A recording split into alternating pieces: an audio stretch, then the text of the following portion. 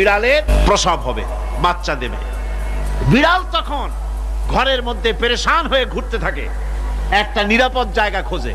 প্রসব করার 2-3 দিন আগের থেকে খুঁজতে থাকে তার জন্য নিরাপদ জায়গা কোনটা। এরপরে খুঁজতে খুঁজতে প্রসবের দিন সে সত্যিকারের ঘরের মধ্যে সবচেয়ে কোনা কানা জায়গা যেটা, সেই রকমের একটা নিরাপদ জায়গা সে বেছে নিল। এরপরে বাচ্চা হলো। বাচ্চা হওয়ার পর এই বাচ্চার উপরে কেউ যেন আক্রমণ না করে, শত্রু যেন তার জায়গাটিতে না আসে, এই জন্য বাচ্চাটার ওর তো হাত দিয়ে মায়ের মতো কোলে নিতে পারে না, সে আস্তে করে ঘাটটা কামড়ায় ধরে যাতে করে বাচ্চা ব্যথা না পায়। ওইভাবে করে ঘাট কামড়ায় ধরে আজকে এই সিঁড়ির নিচে, কালকে ওই খাটের নিচে, পরশুদিন এই আলমারির কোনায়, এইভাবে বাচ্চাগুলি সরায় সরায় রেখে বাচ্চাকে প্রতিপালন করে। এই বিড়ালের হেদায়েত দিলটা কে?